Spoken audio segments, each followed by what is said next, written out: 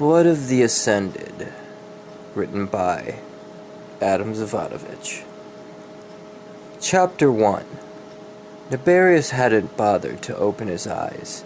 It had been a long, dreamless sleep. He wanted nothing more than to drift back into that infinite darkness, that peaceful slumber. His bare chest rose and fell slowly as he lay there on his back. Nibarius rolled over onto his side. The cold stone felt good against his cheek. He brushed a few long strands of obsidian from his face. Nibarius paused as he ran his fingers through the thick hair matted with sweat against his forehead. He reached down to steady himself and found only air. Small bits of jagged rock cut into his hands and knees as Nibarius crashed to the cave floor. The sensation of pain felt foreign to Nibarius. The room was a blur of darkness and flickering torchlight. Nibarius inhaled sharply. Blood. The air was thick with the stench of it.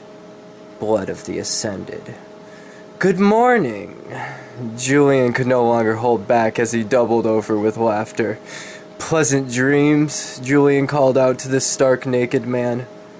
"Only darkness," Nibarius muttered as he rose to his feet. Nibarius's black eyes searched the cave around him. An evenly spaced ring of 6 altars carved from the living rock encircled Nibarius and his central altar. Each altar was adorned with strange spiral designs cut into the stone and inlaid with small violet gemstones. The surface of each of the 6 outlying slabs were drenched in a grisly mixture of thick blood and black oil. The blood on the altars had worked its way into the intricate spirals as if they were so many tiny canals. He glanced up at droplets of the mixture that fell from overhead. Through the waving torchlight, he could see countless figures shrouded in black robes. They stood against the walls of the cave, silently watching him. Nibarius's rippling muscles tensed as he realized that he was surrounded. His dark eyes darted around the room for a weapon. Julian of New Dubuque, the odd, greasy little man in black introduced himself with a dramatic gesture. Julian took 2 quick steps forward and leapt onto the altar that stood between him and Nibarius. Julian's boots splashed blood and oil onto the bottom of his black robes. Julian brought his hands together. Each of his long bony fingers were painted black. The obsidian band he wore was inlaid with a circle of 6 diamonds and a spike of dark obsidian jutting from the center. Julian ran his hands over his greasy black hair as he pulled his hood back.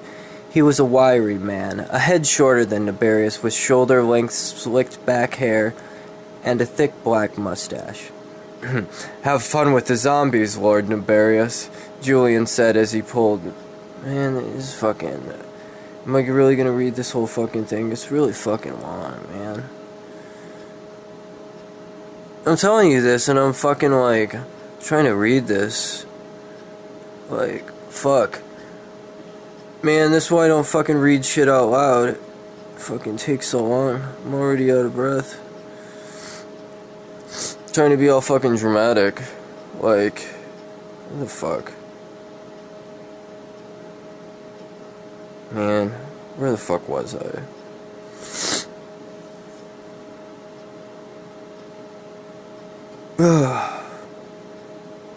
Oh yeah.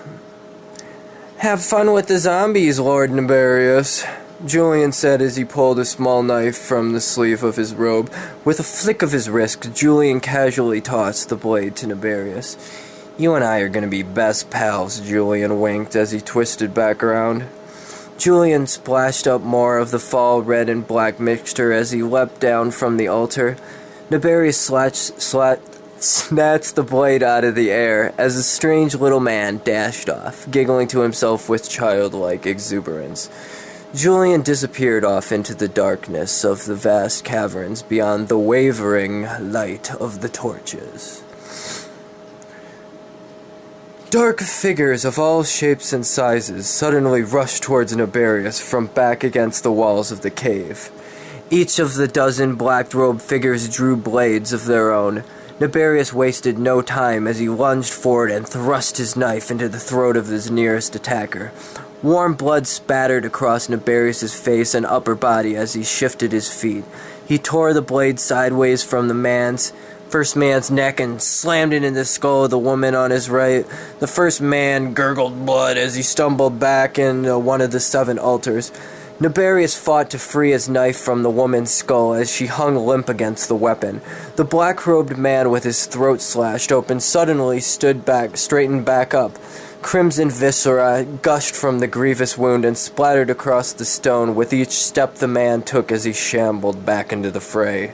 Naberius winced at the sudden jolt of pain as an unseen knife plunged into the exposed flesh of his back. Naberius finally jerked his own blade free, and another knife flashed in front of his eyes. With his free hand, Naberius reached down and caught the new attacker's wrist. Naberius used the young boy's momentum to fling him in the opposite direction. Naberius ripped the knife from the tumbling child's grip as he sailed through the air and collided into 2 more of the hooded figures. Naberius swiftly weaved through the chaos and worked his way to the far end of the cave. He twirled the pair of blood-soaked knives between his fingers as he looked into the milky white eyes of the zombies. Naberius pressed his back against the wet stone wall. He also felt the wetness of his own blood oozing down his naked back and legs. Red blood. Human blood. Screaming louder with each blade slice. The ritual demands her sacrifice. He cuts deep, down to the bone, blood flowing through grooves cut into stone. Surgical precision, his hands will not falter, as he spills her blood upon the altar. Great Cthulhu.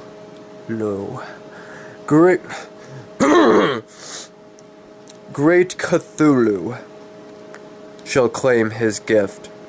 Reach it to our world through the rift, deep within the ruins of earth.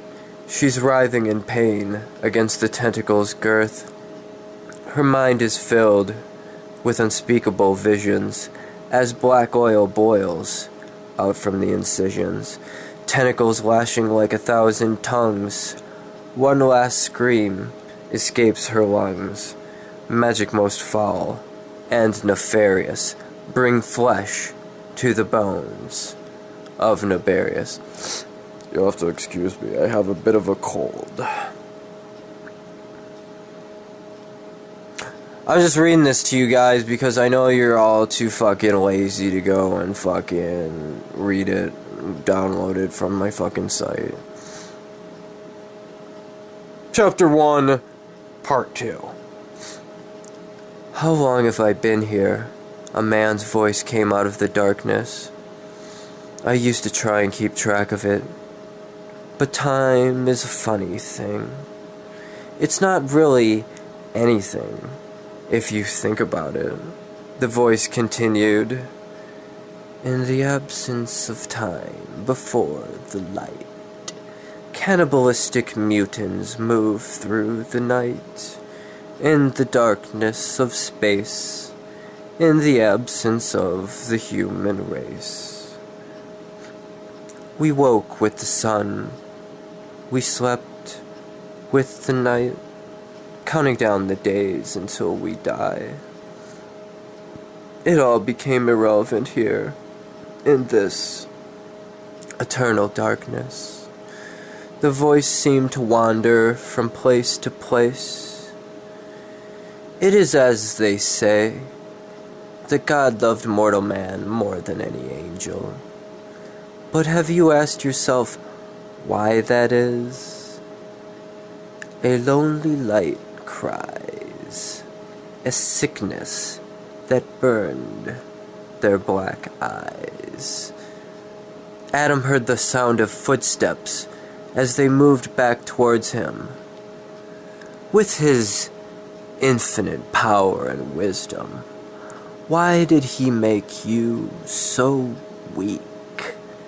The span of your existence so short, the scope of your perception so narrow. This speck of light you call the universe has never been eternal. I know this better than anyone, better than any creature born from his light. I alone know the futility of his crusade against the darkness. I have seen the universe end countless times. I have seen billions of worlds die, stars burn out, devoured by darkness. All the souls in your heaven torn to shreds, over and over, an endless cycle of death and rebirth. Back into darkness, alone with the rage. That was the end of the first age. Adam suddenly felt the ground beneath him. He stumbled forward a few steps, each footfall echoed with the distinct sound of bones snapping. A sudden burst of light blinded Adam. He shielded his eyes against the intense heat as a pillar of fire spiraled upward from the ground, mere feet from his face. Adam stepped back as the flames grew higher. His vision came into focus as the inferno illuminated the darkness. As far as the light carried in every direction, there were great rolling hills and valleys of strange skulls and bones. None of them looked to be human or demon. An emaciated man with long blonde hair stepped out from beyond the ascending tower of flame. His frail form was adorned with a simple white robe. Adam met the man's gaze, looking into his golden eyes. "It was only you and me, Adam. In the beginning of this fight, I used to dream in black and white. I lost sight of what was wrong and what was right. The door slammed shut behind us. No way back, only forward. My sins were far too great to pass through the eye." The man turned away from him, towards the flames that shot up into that endless black sky. "Please come back for me," I used to cry out into the darkness. They used to laugh. They used to mock me, challenge me. Death's sweet embrace, my only companion. Together we bathed in the neon black blood of the ancients. He gestured absently to the rolling expanse of death beneath their feet. "It used to be 3. He pointed to the diamond-encrusted longsword at Adam's right hand. "Heaven's Gate. The sword and me, together for eternity." The man in white lifted his left hand, and a black katana materialized in his upturned palm. He clenched his fist around the hilt of the unholy weapon, Death's sweet embrace.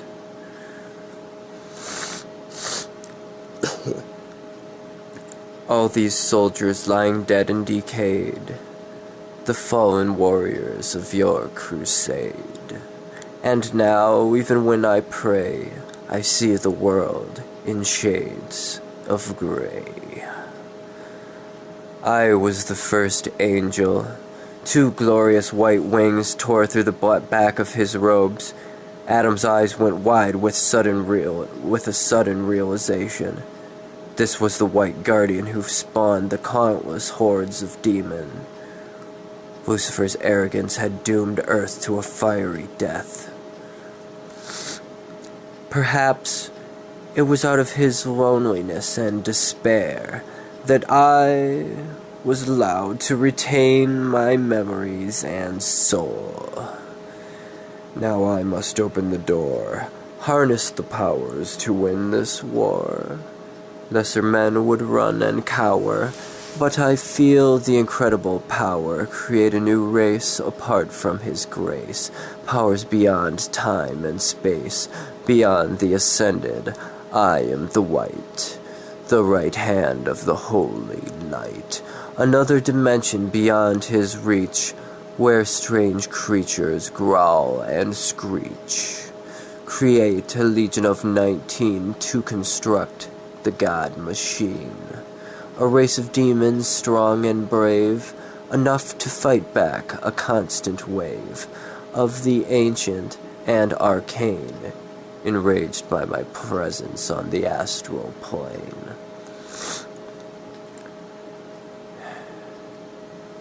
He turned back to Adam with tears in his golden eyes. Wisps of dark smoke rose from Lucifer's obsidian katana as it radiated black energy. Each time, I was reborn to fight again, to lead his armies into battle. I was the only one who saw it coming. I was the only one who saw how weak he truly was. This time I couldn't bear to see everything end the same way. They had the audacity to call me a traitor. But it doesn't matter how they remember me. If I fail, only God and I shall know the truth. That it was I was the only one with the strength and conviction to stand against the old ones. The only one willing to fight when God himself has abandoned all hope. Lucifer took a step forward when, with a mighty flap of his wings, the white guardian tore through the air towards Adam Sapphire. Lucifer enters the God Machine. The results were unforeseen. He would never return, and once again, it all must burn. An army with no master. Through the portal, the great disaster. Demons that Lucifer spawned enter our world from the great beyond. Hurry! It's almost time! Julian called behind him as he raced up the ancient stone steps. Nibarius tried to keep pace with the spry man in black. His heart pounded. His nude form was drenched with sweat and blood. His flowing waves of ebony hair whipped behind him as he ascended to the surface. He had been chasing after Julian for hours now, and the staircase seemed to continue on upward forever. Julian disappeared from Nibarius' view for a moment as the stairs wound up to the left. As Nibarius turned the corner, he saw Julian at the top of the stairs. A full moon and an ocean of stars overhead illuminated the night. Around the entrance of the cave were vast rolling hills and valleys of tall prairie grasses. The fields were dotted with jagged rocks and small scattered trees. Nibarius collapsed to his knees in the grass. It felt like his heart was about to burst at the seams. The cold wind groped his posterior, slapping sharp blades of grass against his skin and sending a shiver throughout his entire body. "Look at those stars, my lord," Julian said. He made a wide sweeping gesture to the stars overhead. "This is what the great prophet Mordecai spoke of. The eye of God shall gaze down upon the ruins of earth." He turned back to Nibarius, and with that oddly sincere smile. Nibarius' face was red with exhaustion as sweat dripped down his chiseled abs. "You know, it wasn't easy." Julian frowned as he twisted his mustache between two fingers. "Finding 6 ascended maidens." Nibarius said nothing. "Your father made sure of that," Julian continued. Nibarius knew the truth of it. The dungeon master had hunted the ascended guardians to the brink of extinction. Julian pointed a finger to an empty portion of the night sky. Nefarious' black eyes searched the spot, but there was only darkness. Blood of the Ascended, Chapter 2. James Hope blew a kiss to a group of witches in colorful dresses. He brushed a strand of long blue hair from his handsome, cleanly shaven face. The witches giggled to each other as the tall, muscular wizard passed by. Throngs of witches and wizards dressed in extravagant clothing and robes of every design and color moved through the intersecting hallways as James strolled down the maze of hallways. Man, I keep reading this and then I'm like, man, oh shit. Like, I got some typos in here. I'm like, where's my corrector thing? I can't do it, right? Whatever. So, yeah, James. James swiftly maneuvered through the familiar passageways, making his way through the great library. Wizards in official blue military robes saluted him as he walked. James smiled and returned the salute to each of them. James was dressed in similar robes, but his were far more dashing, of course. His lavish sky blue and white robes were inlaid with dozens of small sapphires. Over here! A man with short blonde hair and bright yellow robes called to James as he entered the library. The walls were decorated with an odd assortment of tapestries and paintings of vast alien landscapes and epic battles between wizards. Hey Vic. James nodded to his old friend as they locked arms in greeting. You had something for me? Oh yeah, they should be here any minute. Victor paused as he turned to scan the room. Oh, I think I see them coming. He gestured to the far end of the library. Two wizards dressed in sleeveless tunics and tight leather slacks wove their way through the library. Long yellow scarves flutter behind them, shimmering in the light like spun gold. They navigated past an array of luxurious couches, tables, and chairs filled with people who were studying and conversing within the common area of the library. Good to see you, my friend. Victor grinned to one of the men. James, this is Terrence. He owns Terry's Kind Buds in the Emerald Kingdom. Terrence was a man of average build with a shaved head and a dark goatee. And I don't believe I've met your friend, Richard. The other man stepped forward. My friends call me Richard Roll. Because he rolls the fattest blunts, Terry explained. You bring over some of that emerald herb? James smirked as the four men sat down around the table. Yeah, bags, man, Richard replied as he reached down into his pack and produced 2 hefty sacks of the herb. Richard tossed the bags of emerald herb on the table in front of James, and he reached back into the leather pack. He retrieved an ornately crafted glass smoking apparatus. The word truth was spelled out with silver wire twisted around the carb. Come on, quit sending me messages on Twitter. I'm trying to fucking read this shit. The word truth was spilled out in silver wire, twisted around the carb. This bong was blown by the great pyromancer Fergus the Firestarter in the Ruby Kingdom, Richard told them with a grin. Oh yeah, that's a pretty sweet piece. James looked impressed.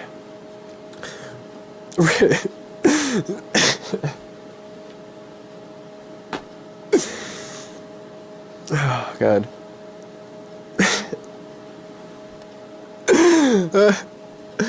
Man, if you've read this sort of truth, like, this part's way funnier. Okay. Richard loaded a fistful of the green plant into his enchanted glassware. Fuck off, dude. I'm trying to read this. It's like, this one guy on Twitter, like, he's always gotta be fucking talking to me. Like, come on, man. No, that's okay. Like, nobody else fucking talks to me on Twitter. What was I saying? Oh yeah, that's a pretty sweet piece. James looked impressed. Richard loaded a fistful of the green plant into his enchanted glassware. When it comes to packing tight bowls, that boy has the gift, Terry said with a laugh. I have been named the true smoker. Richard raised the bong of truth to his lips. Richard drew upon the magic the great wizard had invested in the bong. The enchanted glass turned white with magical smoke. So, Richard, Victor asked, what are you planning on studying here in the Seven Kingdoms? Oh, I'm thinking of doing a double major, Richard said, as he exhaled and passed the bong of truth to James. Dad, where are you? A girl called out. Over here, sweetheart, James called back to his eldest daughter, Tara. Long black robes with red roses stitched into the fabric clung to her petite frame. The skinny red-headed girl had 2 little black horns that jutted from her pale forehead. She had once asked James where those horns came from. James had told her... This is not a true story, by the way. James had told her 13 years ago, Adam and I had been doing some heavy drinking in Raiden City and decided to go halvesies on some demon concubines. When the women had asked the 2 travelers if they carried protection, Adam had gestured to the massive greatsword slung across James' back and said, "Don't worry, ladies, you're safe with us." James chuckled at the memory and took a hit from the bong of truth. He handed the glass apparatus to Victor and looked down at his half-demon daughter. "What's up?" he smiled. I need help with my homework, Dad." She held up a stack of papers covered in esoteric writing and elaborate symbols. "This stuff doesn't make any sense." Tara whined as she tugged at James' sleeve and looked to her father with expectant hazel green eyes. What are you working on?" "General magic studies," she replies. "Well, that's easy." James reached into his pocket and pulled out a small leather pouch. "Do you remember Adam's song about the 7 kingdoms?" He asked her as he opened the pouch and 7 small gemstones tumbled out onto the table. "Of course," Tara laughed as she began to sing the song her father had taught her.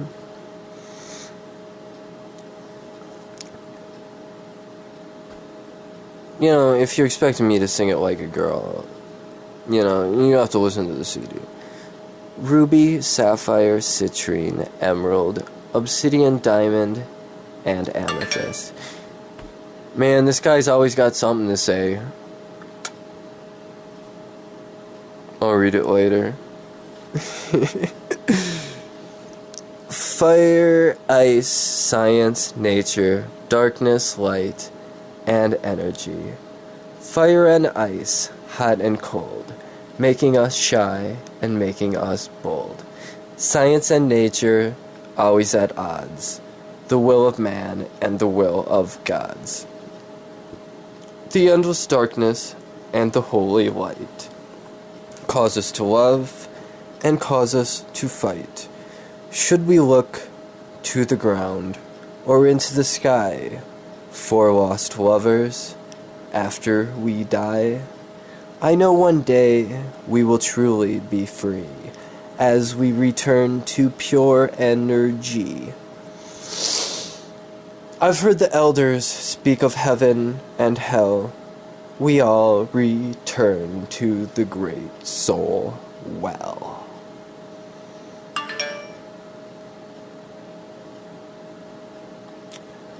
Reactivation of the God Machine! Julian exclaimed, his black robes billowing in the wind as he threw his arms up and called out with wild excitement to his naked companion.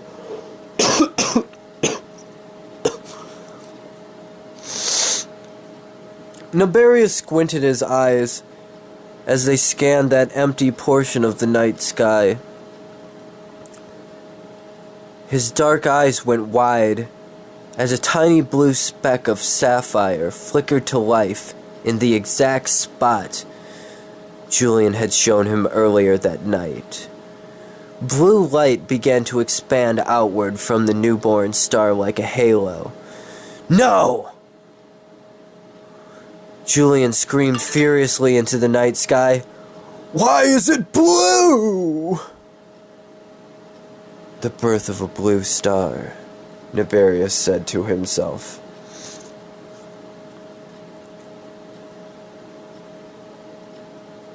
The widening circle of light passed over nearby stars.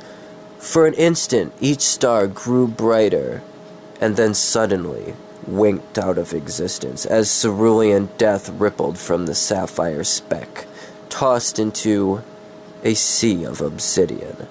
Thousands of stars were instantly obliterated as the gate to the astral plane collapsed. Just beyond the expanding outer edge of the azure ring was a flicker of purple light. Julian's smile returned. Jesus Christ, man.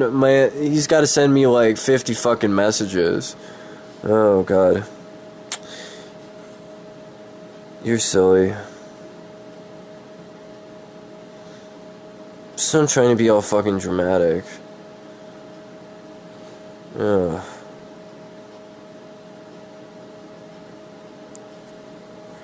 Where were we? Oh yeah, this giant fucking... Okay. Where was I? Thousands of stars were instantly obliterated as the gate to the astral plane collapsed. Okay. Okay.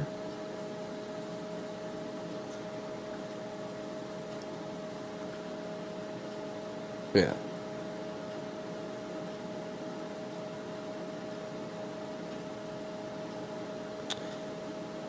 The nearest planet capable of supporting human life just happens to be... Julian started. Naberius grinned. It was Earth. After 10,000 years, he would finally have his revenge against the Seven Kingdoms. Okay, if you didn't catch that, because I was fucking distracted by this guy on fucking Twitter sending me fucking 15 fucking messages. There's a big explosion, and it's the astral gate connecting the multiverse with where Adam Sapphire is.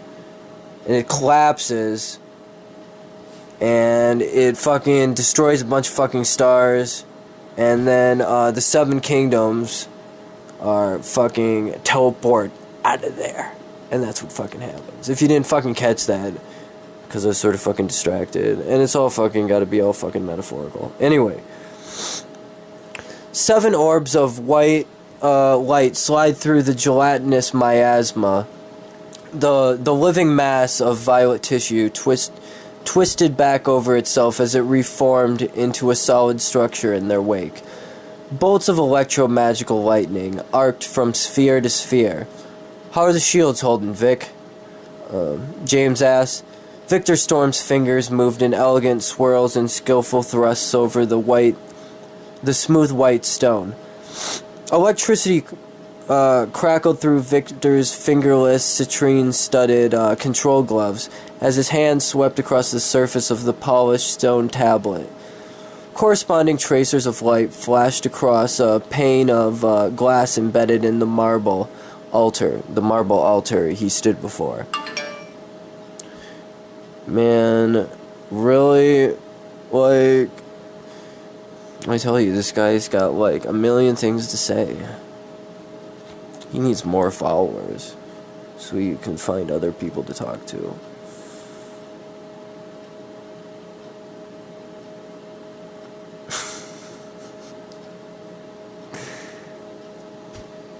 He's so fucking distracting. I'm gonna tell him how fucking distracting he is when I finish this. No, I'm not.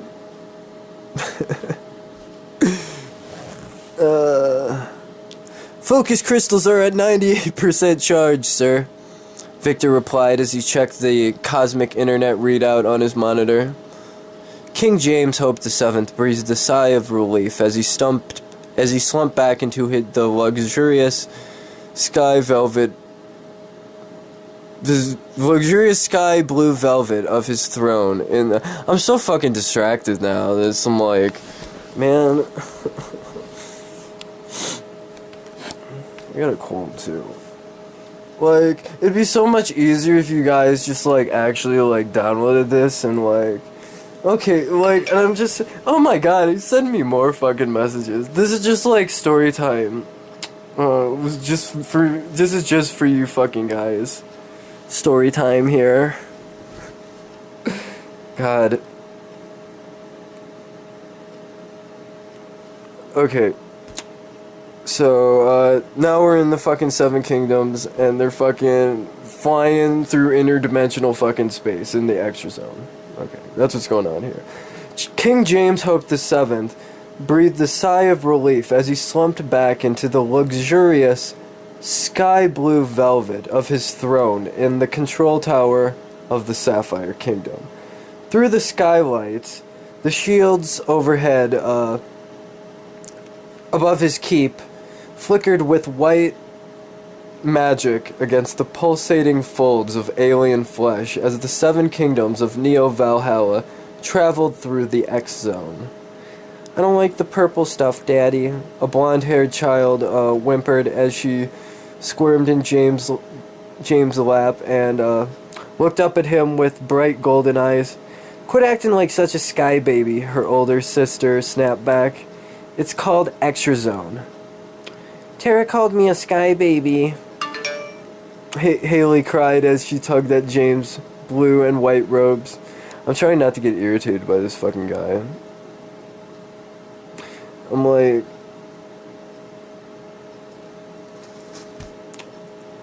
yeah, but when I film on this thing, since it's in HD, it's so much more work to, stop it and, have it to edit it to fucking shit together. I keep getting distracted, telling you guys random shit, though. Anyway, James hushed his two daughters. Don't worry, sweetie. He tousled Tara's wild red hair and wrapped a muscled arm around Haley's shoulder to comfort her. It's just like when you reach into your bag of calling for Blizzard the Lizard Wizard, James explained to his youngest daughter.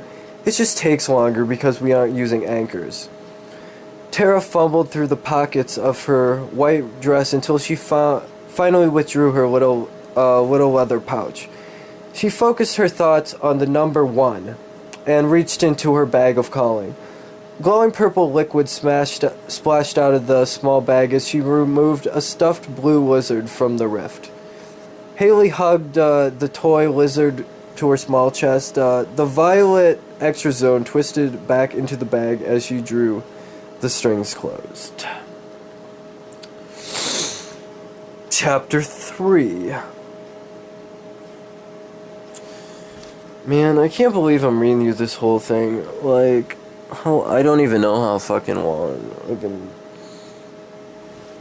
You guys weren't gonna fucking read it too, you lazy shits.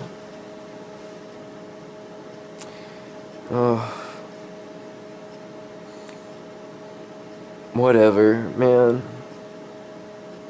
It's fucking Game of Thrones in space or some shit. Why can't somebody hand me a fucking $1 million to fucking... Whatever, man. Chapter 3. For the 1,337th time, Sol tried to turn his head. But as much as he tried to fight against the invisible bonds, he could not move a single fraction of an inch. Sol knew that she was right there next to him. If only he could turn his head just a bit, he would be able to see her. Sol could only stare blankly ahead at the iron bars of his cell. Sol had always loved Luna. The two had been inseparable ever since their days in the orphanage. In his youth, Soul had often cursed the soldiers who kidnapped them away from the Sun Eater Society. Now he felt a deep sense of regret that he had been so cold to the men of the village. Those same soldiers had fought valiantly against the necromancers and their Sun Eater minions. But perhaps they were the lucky ones, Soul thought.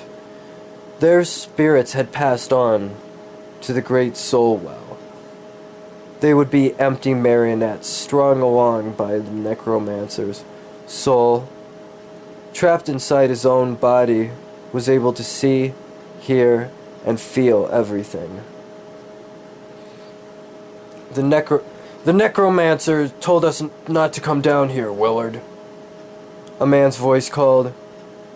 A wave of terror washed over Soul as footsteps descended the stairs and echoed throughout the dungeon. Well, he's not here now, is he? Another voice snapped back at the first man. Anyway, we'll just clean the horror up before Julian returns. He chuckled. Soul's fears suddenly evaporated into seething rage. He tried with all his might to make his body work. He could see two shadows moving through the dungeon to their cell. Two burly men in leather armor came into Soul's field of vision.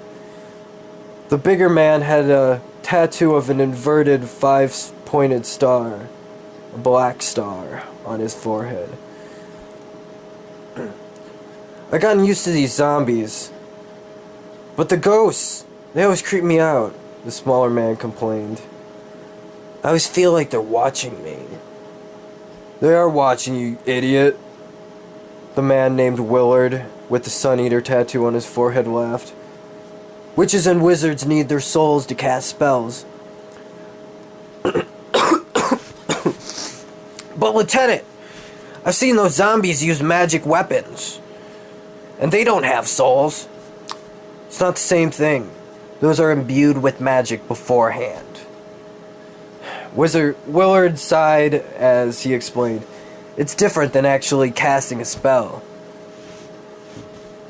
You know, crack a fucking book once in your damn life, Ryan. You know, either way, you know, we shouldn't fuck with him. You know, the other man pointed to Soul. That bastard torched 50 of our Sun Eaters with that red magic of his.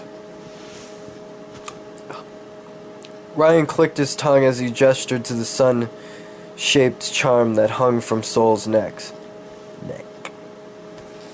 Spikes of gold encircling a single red ruby. The two captives were sitting on a stone bench at the far end of the otherwise barren cell.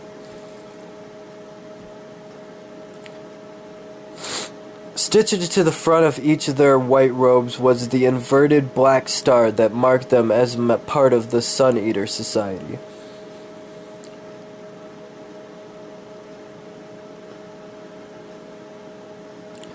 A silver necklace shaped like a crescent moon was nestled between Luna's two perky bosoms. The silver moon was inlaid with a blue sapphire. Open the cell, the big man instructed. His leather-clad cohort fumbled through the ring of keys until he found the right one. He's harmless now. The man with the tattoo on his forehead grinned as the door swung open. The towering brute strolled confidently into the cell. The Sun Eater flexed his large bicep as he pulled his meaty arm back and balled his fist. He looked down at the captive wizard with a wicked grin. Lieutenant Willard towered above Soul. Soul's head violently jerked to the side as Willard's meaty fist came across his jaw. It had only been a brief instant, but it was enough. Soul had felt Luna's warm breath against his cheek. Her perfect breasts rhythmically rose and fell. Those violet eyes that sparkled with little flecks of gold had met his. Ribbons of blood splattered across the black star on Luna's white robes. Soul simply sat back up. He could only stare blankly ahead at the iron bars of the cell. Those pure white robes had been defiled with his blood. The big Sun-Eater lieutenant grabbed Luna by her silver hair and lifted the Ice Witch to her feet. He twisted her around by her long hair as he shoved the woman towards the other brute clad in blood-stained leather. Luna's ghost-white robes fluttered up past her knees as she stumbled awkwardly across the prison cell. Ryan caught her around the waist as she doubled over in his arms. The Sun-Eater dragged her down onto the stone floor of the dungeon. Lieutenant Willard unfastened his belt as Ryan grabbed a fistful of Luna's robes and yanked them over her rear end. Sol sat there quietly on the bench as the Sun-Eater eagerly grasped his growing bulge. Sol could only stare blankly ahead at the iron bars of their cell.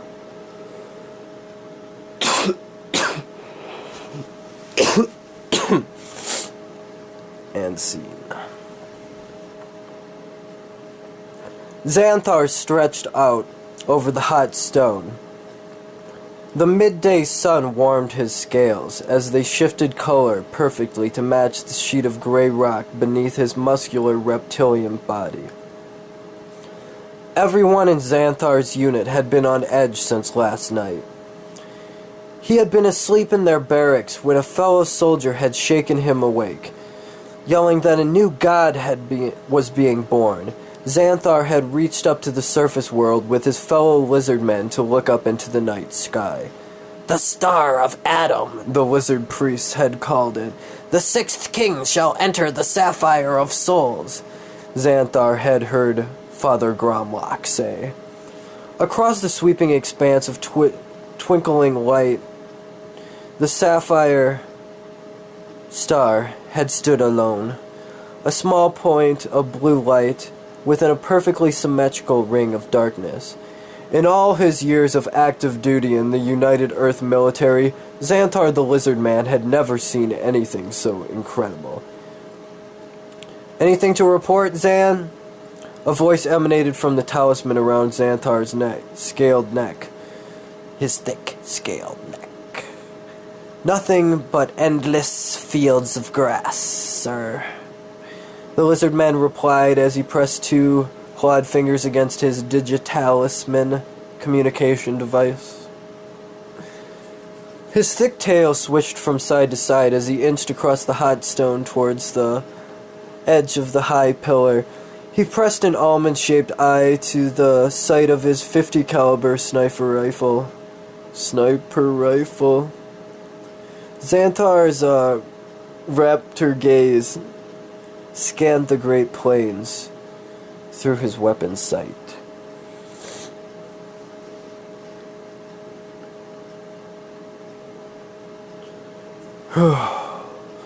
Nabarius wiped a bit of sweat from his forehead as they walked. He took a slow, deep breath of the clean air of the valley. The midday sun beat down across his black robes. The dark robes suited him. Nabarius had always liked to wear black. Black like his eyes. Black like the thick waves of hair he had pulled back off his neck into a ponytail. Black like the wings Adam Sapphire and James Hope had clipped 10,000 years ago.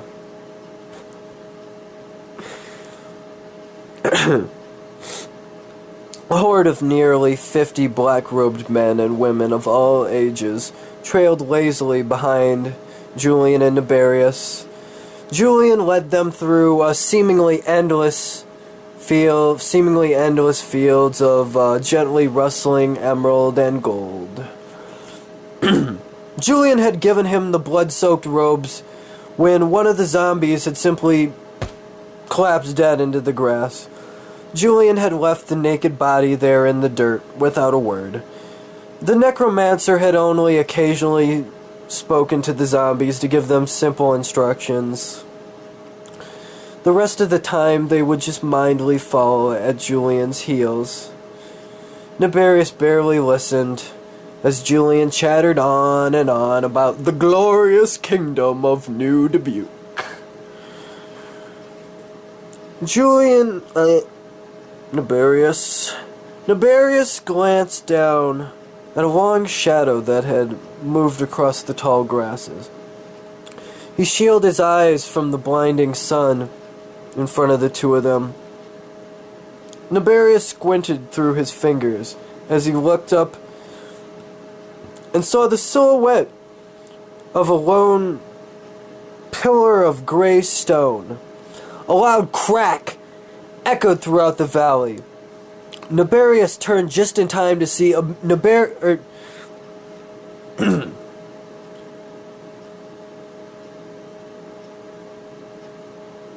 A loud crack of thunder echoed throughout the valley. Nabarius turned just in time to see Nabarius turned just in time. I'm getting distracted because I need to fucking cough. See, it's hard to, like, do a dramatic reading of something.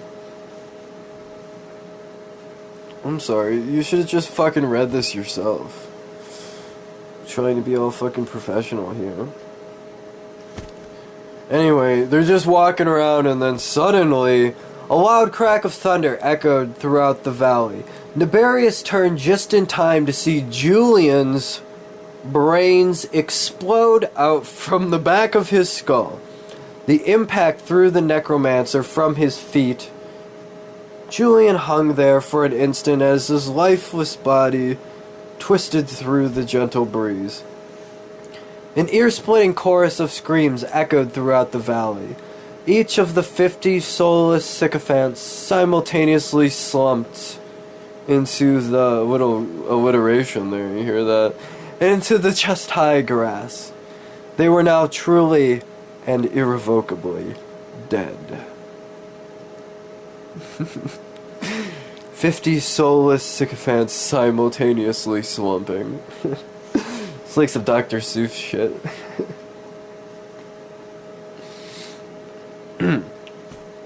His ears were ringing from the shot and the inhuman screams that followed.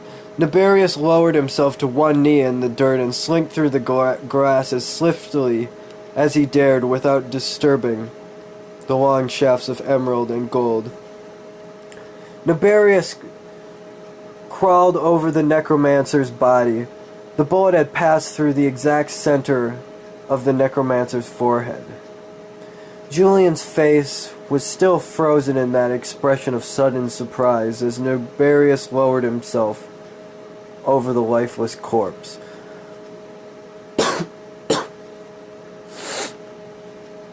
Blood bubbled up from the head wound and gushed out over Julian's greasy black hair and that ridiculous fucking mustache.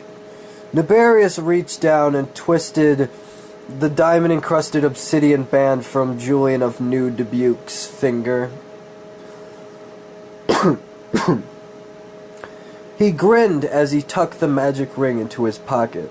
Nabarius knew the power of these necromancers' rings.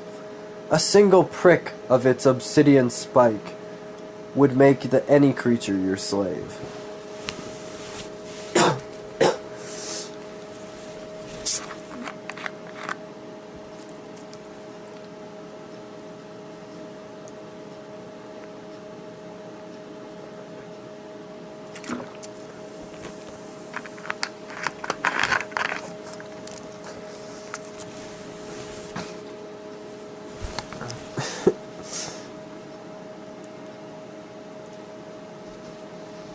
Alright, back to the dungeon shit now.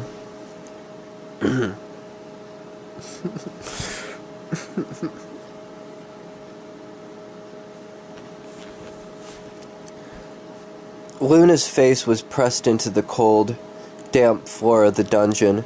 She heard the fap, fap, fap of Ryan's free hand as he forced her head down against the ground.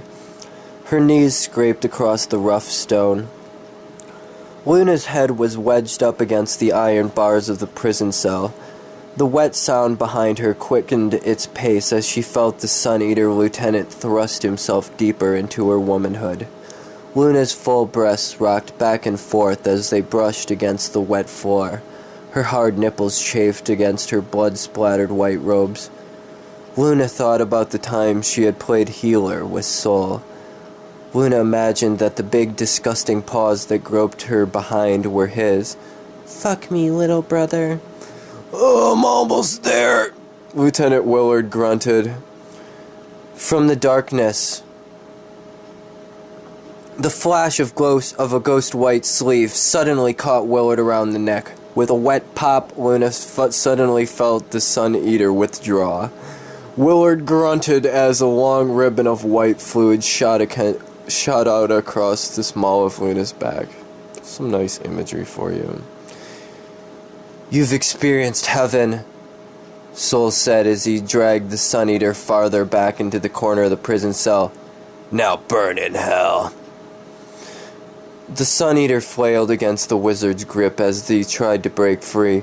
Sol clasped his other hand around Willard's sweat-drenched face. The inverted black star on Willard's forehead crackled and hissed as his skin began to bubble. Red magic flowed through the wizard's hand. Willard screamed in mortal agony as his eyes burst like two hot grapes.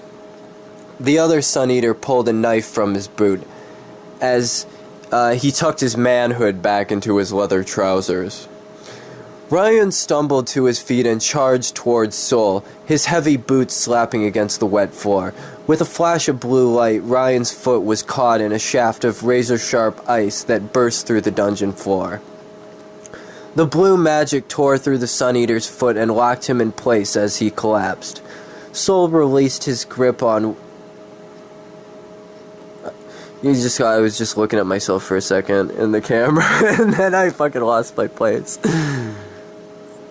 The blue magic tore through the Sun Eater's foot and locked him in place as he collapsed.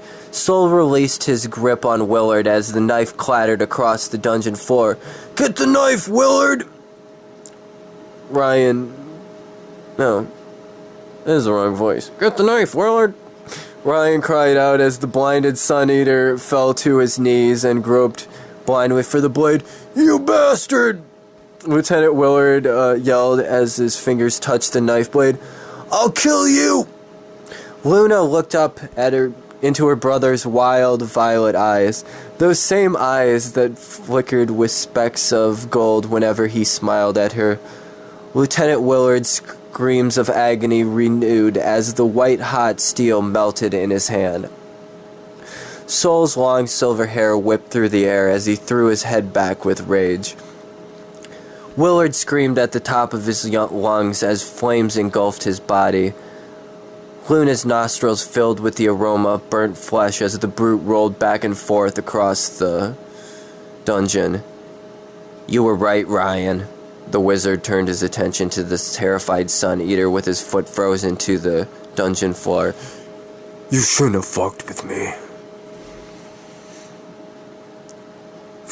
And scene. Xanthar rolled...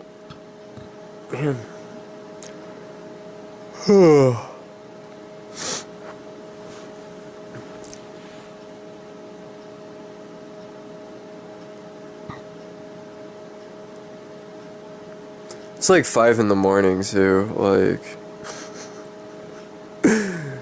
Whatever. Xanthar rolled onto his back and pulled the trigger. The barrel of the sniper rifle was inches from his attacker's face.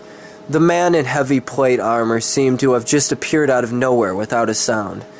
The sound of thunder once again echoed throughout the great fields as the .50 caliber round shot straight up towards the bright yellow sun. The startled lizard man tried to jerk his sniper rifle to the side and take another shot, but the man had the barrel of the big gun in his muscular grip. Silver hair cascaded down from his broad armor-plated shoulders. A deep scar formed a ring around the man's neck, as if his head had once been cut up from his body and reattached. His violet eyes seemed to stare right past the surprised lizard man as his long white cape caught the wind. "Obsidian Edge! The fallen guardian!" Private Xanthar gasped. "It's too late! He's here!" The lizard man frantically hissed into his digitalisman, "Storm Julian's watchtower!" The heavily armored man wrenched the rifle from Xanthar's grip and hurled the weapon off the pillar of stone. With his back turned, the lizard man saw the inverted star of the Sun Eaters emblazoned on the back. When he turned around, he saw on his back that he had the star of the Sun Eaters on his fucking cape. Alright? Fucking getting tongue-tied here. Xanthar reached for the pistol holstered below his armpit. Before he could draw his backup weapon, a second man's hand sprung from behind the ledge.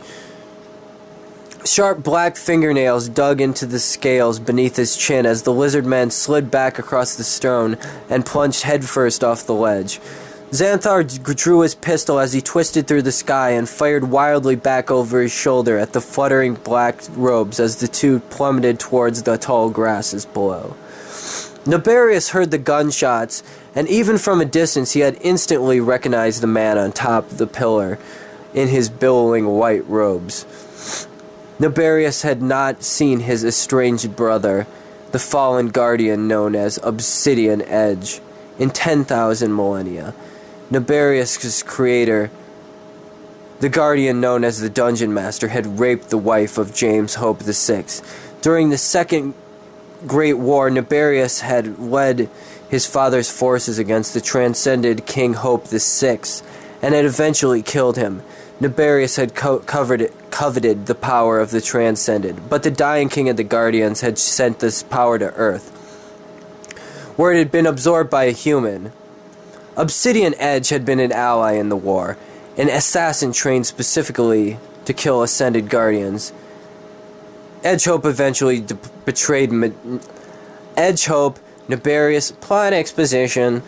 Nabarius eventually betrayed Nabarius. What did I say? Edgehope eventually betrayed Nabarius and sided with his half-brother James Hope VII. Okay. Anyway, Nabarius slipped Julian's ring onto his finger and moved through the grass towards the pillar. Nabarius reached down and picked up the sniper rifle that had landed in the grass as a blur of gray scales and fluttering black robes crashed to the ground before him. See, it took me a long time to read that, but that's still... Nabarius is in the fucking... down there. And, like, he didn't get sniped because all the fucking zombies fell, but Nabarius wasn't a fucking zombie, so he was just fucking hiding in the grass. Alright.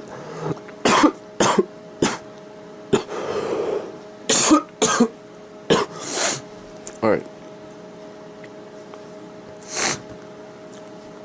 By the gods! A man in black robes rose from the tall grass. Mordecai said you'd be a perfect clone, but the resemblance is uncanny. The Black Guardian smiled warmly to Nabarius as he dusted himself off. It's like looking into a mirror.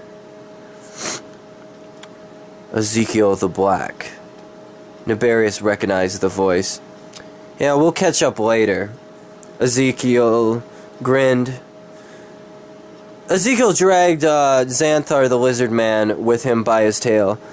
I see you took Julian's ring.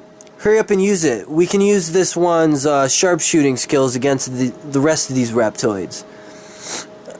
Ezekiel raked his fingers back through his long, obsidian black hair. Nabarius noticed the obsidian band on Ezekiel's finger. The necromancer's ring was inlaid with a ring of 6 diamonds with a spike of obsidian in the center. It was identical to the one he had pulled from Julian's dead finger. Are you sure you don't want to use them? Nabarius gestured to Xanthar. I mean, you killed him. Oh, no thanks, old friend. Nabarius the Black tossed the big lizard man at Nabarius' feet. He looked over his shoulder. I got Edge. Heal that lizard and use the ring. Heal him? Nabarius raised an eyebrow. Yeah, you're gonna have to practice that white magic of yours now that you're one of the Ascended. Ezekiel shrugged. An Ascended Guardian? He looked genuinely shocked. That fool Julian of New Dubuque hadn't even bothered to tell Nibarius he could still use magic. He had only ever been able to use black magic as a half-demon. It had simply never occurred to Nibarius to even attempt to use white magic. He had killed countless wizards during the Second Great War and extensively studied various methods of combat. The former leader of the 19 Legions of Hell had developed an encyclopedic knowledge of all 7 forms of magic. I wish I would have known that earlier, Nibarius sighed. Ezekiel the Black and Nibarius the White. I like the sound of that. The Black Guardian grinned. Back to the dungeon. Hey! Let me out of here! The prisoner called to Sol and Luna as they ran by his cell. I'm a wizard too! The silver-haired witch and wizard stopped. They exchanged a few words to each other in low whispers. Luna gestured towards the prisoner as Sol sighed and folded his arms. Well, show me some magic, wizard. They call me Weed. He grinned. The man smirked and pulled a tiny seed from his tattered cloth tunic. A thread of green magic arced from the prisoner's glowing fingertip to a seed in the palm of his hand. A shaft of emerald green unfurrowed as the seed split apart. The seed quickly grew into a small 7-leafed plant. I guarantee you won't forget the name. Take me with you, and you'll have a lifetime supply of it. The strange wizard plucked a small bud from the emerald herb. He shoved it into his pants pocket and tossed the rest of the plant to the dungeon floor. Plus, I know the land. I grew up in New Dubuque. Weed's green eyes sparkled from behind his vast, unkempt waves of dirty blonde hair. They call me Soul of the Fire. The pyromancer unfolded his arms. My sister and I were captured by necromancers and brought here from east of the Great Divide. I suppose that we could use a guide. And the herb, the Ice Witch added as she exchanged a look with her brother. I could definitely use some of that right now. She paused for a moment. Oh yeah, I'm known as Luna of the Tides. Man, you guys have such sweet names, Weed laughed. I should be like Weed of the... He scratched his head. Weed the ever-growing evergreen. Let's hurry up and get out of here. Sol sent a stream of red magic into the lock on Weed's cell door with a slight wave of his hand. Why did they put you in here? Luna asked. That's kind of a funny story, Weed started. What's the punchline? Sol wasn't in the mood for a long story. Well, you know, like, some people just can't handle their shit, you know, like, everything in moderation, right? Weed chuckled. Not this guy, Ezekiel Black. This is a man who believes that if he isn't stoned 24/7, he's gonna turn into a demon. For real, this guy's fucking psycho. He kills a bunch of people in a bar fight over... I don't know, basically nothing. But the police don't do shit because he's part of the Necro-Anonymous. Like, no, blame me. I must have gave him some bad shit. Like, it's my fault every time Ezekiel flips out. But yeah, we should probably get out of here before he comes back. There's another necromancer headed here? Luna gasped. Oh yeah, to bail me out and to pick up you two from Julian, you know, who's obviously dead since you two are out and about. You know, let's get out of here. I swear I'm not trying to fuck with you guys. I don't want to deal with these people anymore, Weed explained. There's got to be something going on upstairs. I'm surprised there's not a bunch of soldiers here by now. I heard you guys all the way down here. You were all like, burn in hell, And then he was like, you bastard, or whatever. And then you were like, you shouldn't have fucked with me, Ryan. That was a badass line, too. Did you just come up with that on the spot? We'd rambled on as Soul's red magic melted through the lock. You know, we're probably gonna have to fight our way out of here, Luna said to the prisoner. Yeah, don't worry about me. I could do some pretty badass magical shit, too, you know. We grinned as the iron bars swinged open. Yeah, we'll see, weed, Soul muttered under his breath. Last time I saw Ezekiel, he was ranting about Soul and Luna and somebody else named Nabarius. I never remember half the shit he tells me when he's like that. We'd explain. Something about your father. The fallen king? Luna's violet eyes widened. Enough, Soul fumed. Edgehope is nothing more than an empty puppet. Maybe there's still a chance. Luna grabbed at Soul's sleeve. What if he's still in there? If we could kill Ezekiel, then maybe. You want to end up like him? We could have spent our lives like that. Soul yelled at as he grabbed his sister's arm. You wouldn't be able to do shit if they... We won't be able to do shit if they recapture us. Is that what you want? If I wasn't... Soul's voice cracked. We've wasted enough time here. We need to go.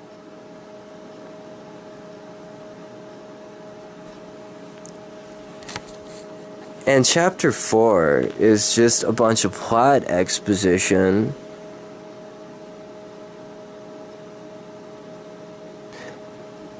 Now, basically, I just left the story off at there because I got bored of fucking writing. I could write a fucking million pages of fucking shit, but, it's just an ongoing sort of, story that goes along with the Adam Sapphire, concept album. I'll read what chapter 4 is. I'll read all my songs. It's just more plot exposition. But, you know, this is just like the backstory to my CDs. And, I don't know, it's like fucking like Game of Thrones in fucking space or some shit. I know, people will read this and then they'll know I'm weird, but whatever. It's all cool. This is what I have foreseen. Reactivation of the God Machine. A blue-haired man from the lower dimensions. Is he the one that the prophecy mentions? Ezekiel, come forth and take this knife. But heed my word and don't take his life. The blade's poison will create an infection, absorbing all the darkness to create a reflection. Torn from his flesh shall be a perfect clone. The more he fights, the faster it's grown. I shall take his power for my own, and return the Father to his vacant throne. I shall sit at the foot of the devil, and return once more to the 9th level. For too long, I have been cursed, to live down here on the first. Take what you need, and do your worst. You'll be generously reimbursed. If you fail, don't bother coming back. I trust this to you, Ezekiel Black. One man's journey, one soul to sell. One man's heaven is another man's hell. Lyrics beyond comprehension. My mind's a portal to another dimension. Filling up bowls, filling up hitters. So far beyond all the other rhyme spitters. The mind is willing, killing is fulfilling. Keep on trilling till I get top billing. Living in the basement and unemployed. Creating new worlds out of the void. Listen to the sounds of my radio stream. Keep my eyes shut. Remember the dream. Forget the world, no need for careers. Turn this shit up and go deaf in both ears. Reject this reality and instead just listen to the voice in your head. I've written this song 1,000 times. Every line was scripted. written into your program, every word thought out in advance, every notion preconceived? What if I told you that I created this universe just for you? Would you let it burn? I would die for you, again and again, but I was only playing a game, going frame by frame. Would you still tell me that you loved me? What if I told you that you were an NPC? Would you stay with me? Just another NPC? I want to live my life free. I'm not just another NPC. Standing on the ledge, I see the blue sky. I found the strength that I need to let you die. I've been dead since the fall of Earth. This is the tale of Adam's rebirth. I've spent 10,000 years trapped in endless night. Now I'll open my eyes and embrace the light. I've faced my demons and I've severed the cord. Memories of her no longer guide my sword. Should we place our faith in those dreams, through the tears and through the screams, with our hearts bursting at the seams, we bid farewell to those crumbling regimes. Please come with me, just take my hand. We'll leave this earth behind for a distant land. Is it childish to believe in a fantasy? Is it childish to place all your faith in those dreams? Step onto the astral plane using 100% of my brain. Once again I'm thrown into strife. I only feel alive when I'm fighting for my life. Cutting as far and as deep as I can. Fighting for the very survival of man. A realm beyond time and space. Cleansing every demon from this place. Through the battle he moves like a ghost, silently onward without word or boast. Parrying blows with a flick of his wrist, he sees his target emerge from the mist. Cutting through men with incredible speed, a detachment of demons follow his lead. Black robes flowing, blades swinging as they run, carving a path marked in crimson. Leaving his minions behind to die, with a great leap he sails through the sky, towards the wizard with the sapphire hair. Their eyes meet as he glides through the air. The wizard lashes out with a psychic blast, but Ezekiel Black is moving too fast. In an instant he's closed the gap, blades collide with a thunderous clap, a flurry of spells and steel, power so great that it seems unreal. A deadly dance, they twist and spin, the flash of a knife, an insidious grin. Ezekiel connects with a knife to his eye, a sickening sound and a terrible cry. The wizard's allies move in to assist. He tears out... Oh, God. I was doing so good there.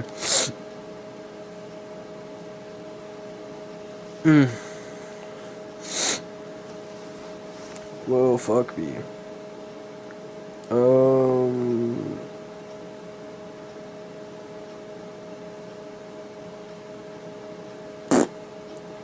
The wizard's allies move in to assist. He tears out the knife with a blood-spurting twist. He spins around on the balls of his feet. The man in black makes a hasty retreat. Adam doubles over in unbearable pain as Mordecai's poison flows into his brain.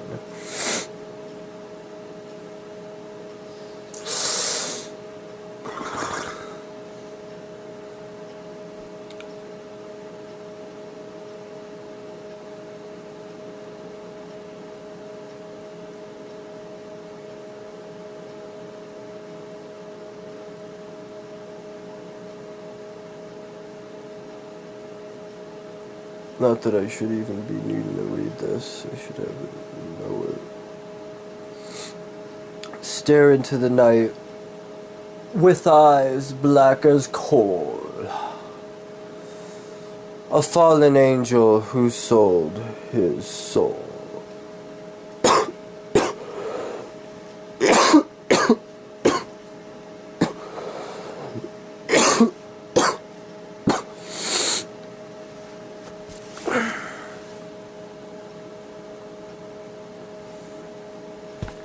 A diet of drugs just to keep his mind clear through his mission of violence and fear, forcing back all that blinding rage, always keeping the beast in its cage.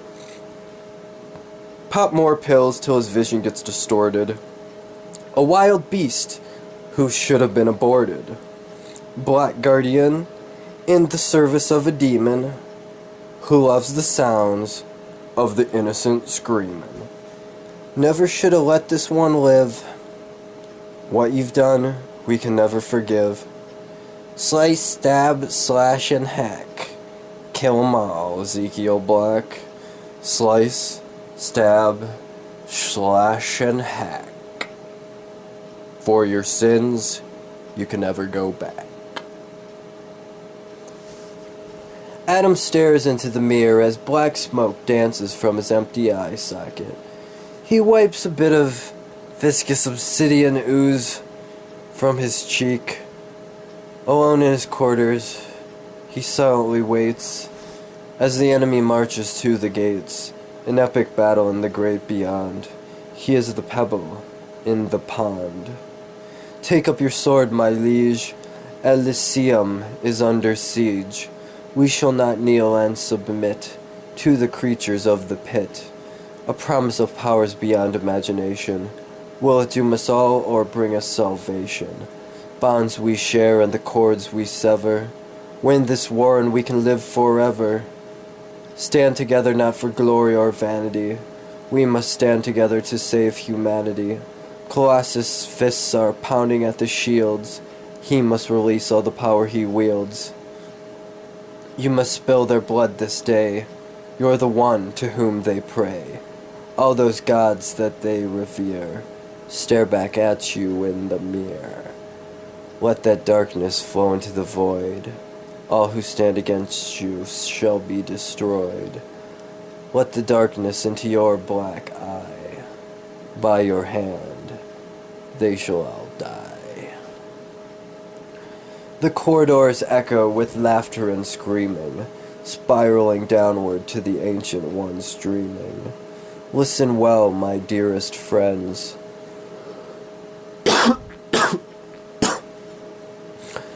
If this is where our story ends, even though we die in vain, they'll carry on and endure our pain. The machine's burning and the system is crashing.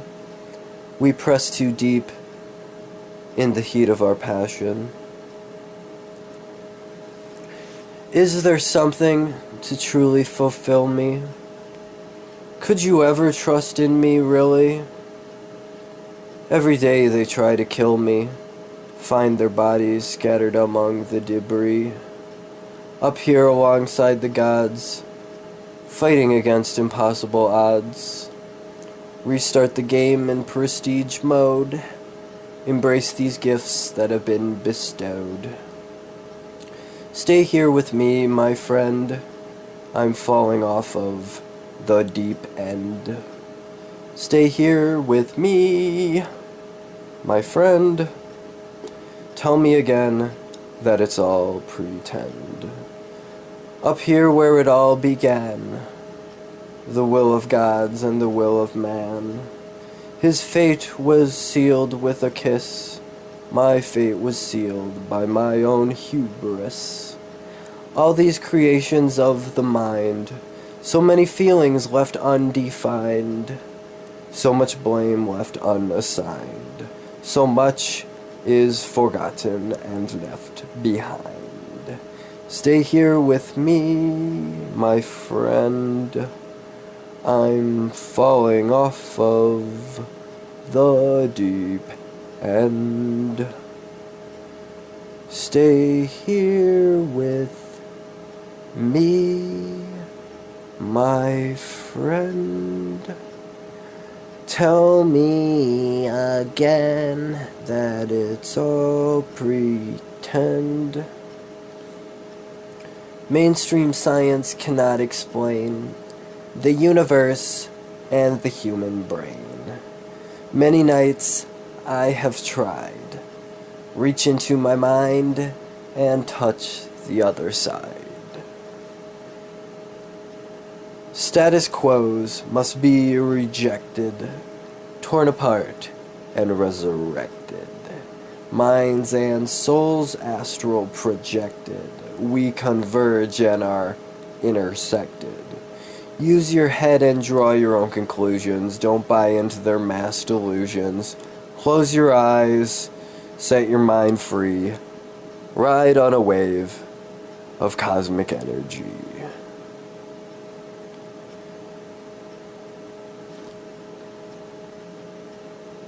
That's it.